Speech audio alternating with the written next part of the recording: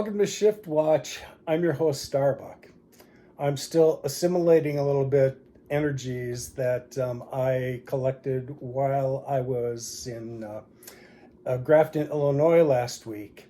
I just returned from presenting at the Journey to Truth's Rebels of Disclosure 2024 event. And as they say, if you missed it, you missed it. I received some activations from the tribe that finally revealed an ability that Kumu had asked me about when we sat together for the first time, and she said, "Can you move energy yet?" Well, I can confirm the answer to that right now is yes, along with performing some magic that Merlin had showed me one night in late July 2021, 1 week prior to meeting Kumu for the first time. I need a bit more time to fully assimilate how it all came about during the shuttle ride home, and then I'll ask Dave if he'll record it with me. Back 6 weeks ago, when I first started this effort, I listed a number of space weather-related resources that I'd referenced, hoping that I would fit them into the reporting. Up until now, earthquakes hadn't received the same amount of space in my field. But what happened yesterday in Southern California certainly got my attention. So here, after a quick update from Ben at Suspicious Observers, then you'll finally get to hear from the Earthmaster, and his observations couldn't be more timely. All of this extreme weather has ratcheted up, and I saw a few examples of the power of nature within the last 7 days that I've included. And then P.S. I am still on a vibrational high that's been truly quite emotional. I spent yesterday trying to acclimate some of the new energies while I was assembling the features for this ShiftWatch. And on the plane ride home, I started to think of what I was going to use for each section. And because of the wave of vibration that the conference had started on Monday, and then progressively elevated by Friday, I knew exactly what to share for this PS Extraordinary Experiencers close for ShiftWatch. Once you see it, you can't help sensing the vibrations of the event. How awesome that this offering by some gifted, giving tribe carries the power of that conference. It's been long over a year since I saw Sherry Divban last, and she is a marvel. She's behind AramisCreativeLearning, and you will be moved by what you're about to experience because it gets me every time. So, onto the conference. I really wanted this to be an exchange, and I hope toward the end of the conversation here today, we get a time to do that because I really flow better when you're asking me the things that you're curious about. Having said that, though, I'm going to try and cover 4 years of my life in the next 2 hours. So, I don't think the place that I'm compelled to start at is given the nature of these solar phenomenon we've been through over the last few days. I think we need to deserve to put a little context to that. Because my end game is being here for the realization of the shift. And this is going to help you understand how it arrives. It's the first thing that I came to terms with in terms of greater knowledge beyond myself that science actually contributed when we understand the nature of light that is coming our way. The light I'm referring to is this photon energy that we're getting right now in this band that you're looking at in this illustration. A lot of us just think, well, I'm going to speak from the level that I'm at, and it's gotten me into trouble before. And I say that because as things evolve within me, that's my frame of reference. And so when I try and explain that to others, I can see why I'm freaking light years ahead of a lot of people, and it's frustrating for them, and it can be frustrating for me. So I've always been mindful to try and figure out a way to communicate this best. If I'm really here to assist others, I've got to help them put it into terms that they can understand, and that's really been my nature my whole life. this idea that there was some enhanced light coming to enhance our beings, and every sentient life, including the planet, it's on the way now. If you understand the cosmic cycles of how things work, this illustration talks about the progression of the equinoxes, that 26,000 year cycle of us around our central sun, Alcyon. We like to think that our sun is the center of our solar system, which in fact it is, but our tiny little solar system is part of a much bigger operation. Alcyon is our central sun. And so in 2012, like most of us know, is the time when that reset for those cycles restarted. And by the time we got to 2016, our entire solar system is now bathed inside of that belt, if you see it that way. Scientists referred to it as, they thought it was some kind of nebula nova, and that was like in the early 60s. They're coming to terms with what this is. So, for the next 2,000 years, we are bathed in this belt of elevated energy coming our way, assisting every sentient being on the planet, including the planet herself. When we talk about ascension, there's two different types of ascension, right? Anybody tell me what one of them are? Earth's ascension. That's right. And is that the same as human ascension? They're not the same. Well, we're not going at the same level. Our little souls are riding out in these little carbon avatars, while the Earth is going through a cosmic cycle.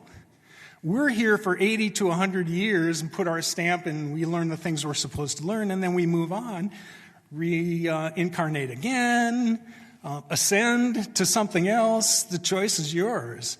But right now, I'm pretty sure that everybody in this room is here to see New Earth. And I'm telling you guys, we are not waiting for ascension.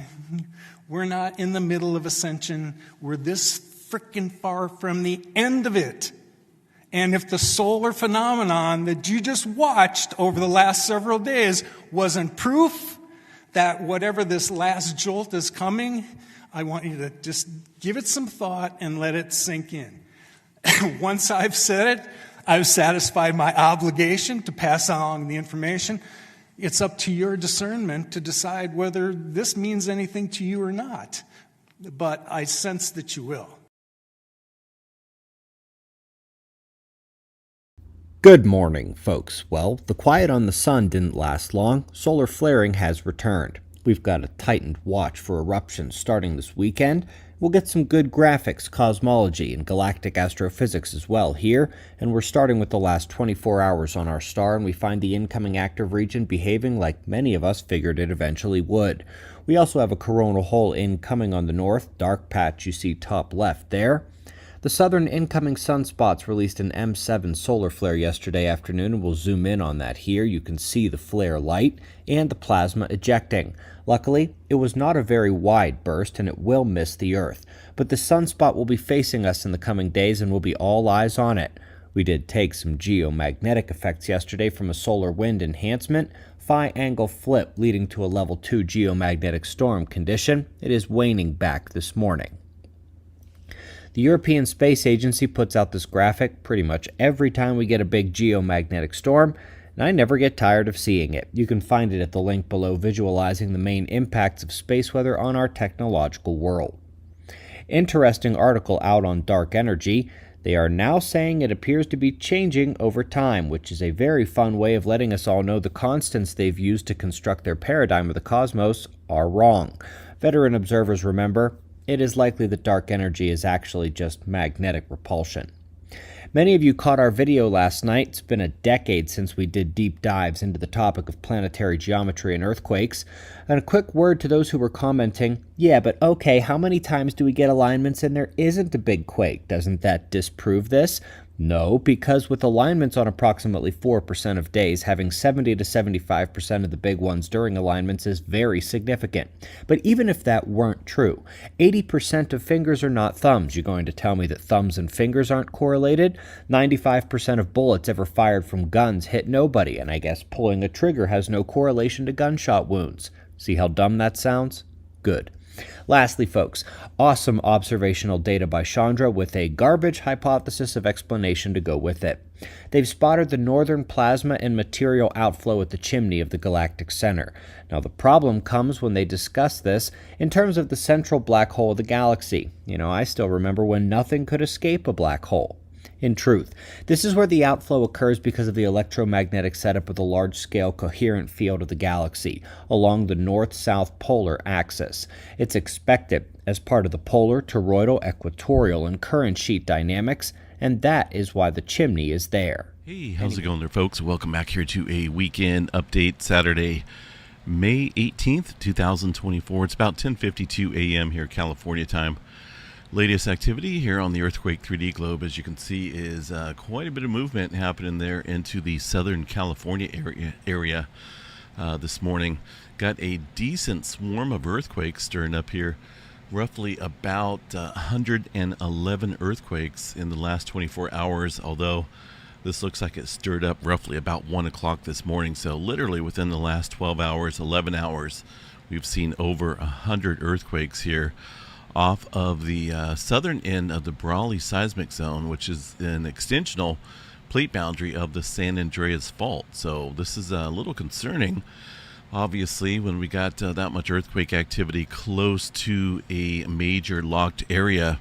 Now, if it was only simply this swarm, obviously we do see earthquake swarms on this area occasionally. But over the last week or so, we've seen a migration of movement. Let me stir up the last 7 days of activity here, and I'll show you what I'm talking about. Further south along the plate boundary, just off the Imperial Fault, we've seen a decent swarm here. Significant swarm itself, with really no main quake. We've seen some 3s, some 2s, a couple upper 4s as well, but really no main quake to set off a sequence of aftershocks.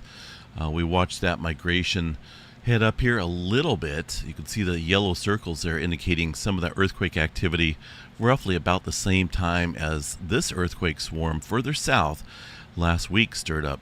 But now today, as you can see, we got a really decent earthquake swarm stirring up with no main sequence of earthquake activity far as the main quake goes. So this is obviously some regional stress out here, and an area to watch, obviously, because the San Andreas Fault is primed for the big one. And let's see what we got so far as far as the largest magnitudes go. Bring up largest magnitude, shows a couple of 3s here, very similar to the other earthquake swarm down south. No 4s yet, no big quake, but always be prepared for some potential larger scale movement when we see activity like this. The depth of these earthquakes here, roughly about 5 to 6 kilometers or so. And a lot of people have that thought that these little earthquake swarms relieve stress on a fault system, right? Well, this is not relieving stress. This is, if you look at the last 7 days again, this is migrational movement here from one area to the other, upwards, up along the plate boundary. And of course, we haven't seen any earthquake activity up here on the San Andreas Fault, the southern branch here, in quite a while. So, a lot of stress has been built up, and the magnitude that the geologists and whatnot are throwing around is an 8.1 when this thing decides to go. So we'll watch that. We're already getting a little bit of activity potentially stirring up further north here.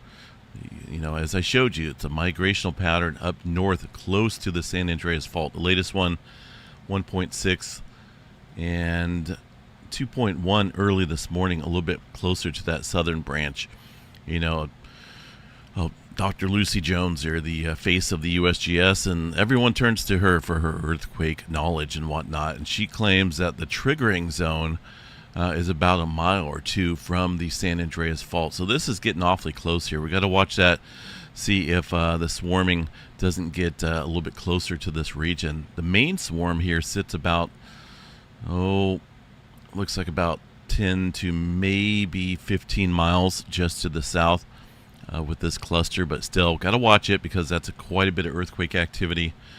Regionally around this area here, 112 earthquakes just in the last 12 hours. So that's a pretty significant amount of earthquake activity coming in all at once. And with the way things have been here in the last couple days with the swarming migration and whatnot, we got to keep an eye here on Southern California.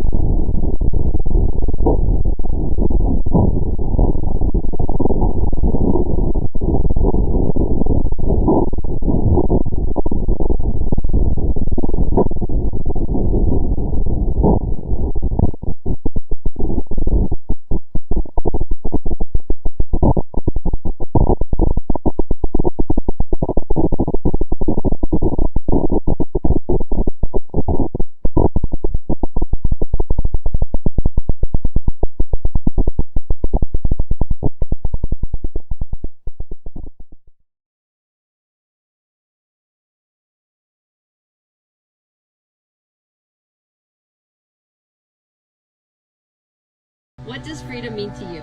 Freedom means to me is being able to learn what you want to learn or being able to choose what you want to do in your life. World, I want to leave you better. I want my life to matter. I am afraid I have no purpose here. I watch the news on TV, abandon myself daily. I am afraid to let you see the real me. When it falls, pouring on me. The rain it falls, when it falls, sowing the seeds of love and hope, love and hope. We don't have to stay stuck in the weeds. Have I the courage to change? Have I the courage to change? Have I the courage to change today? Have I the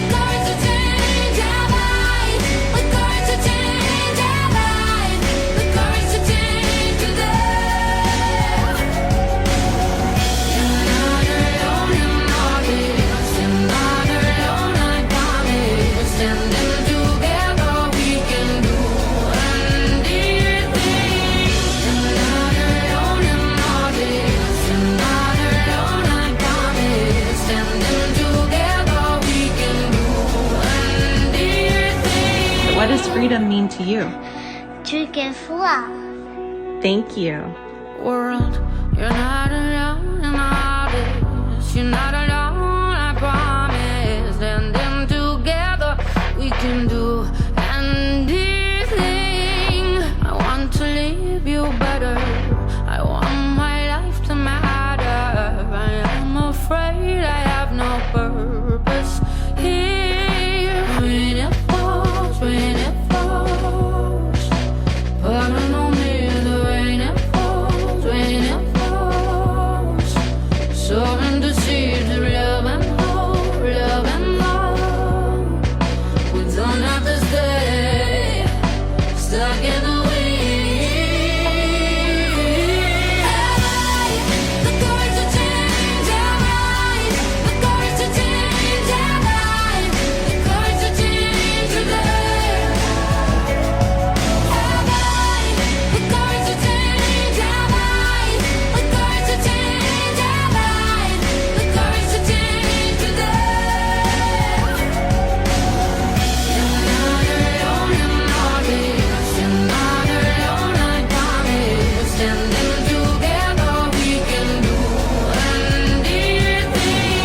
You're not alone in all this. You're not alone, I promise. Standing together we can do anything. What does freedom mean to you? To me, freedom means to follow your dreams, follow your heart's desire, without anyone telling you you cannot do it. Freedom means I can believe in whatever religion I want. That's good though.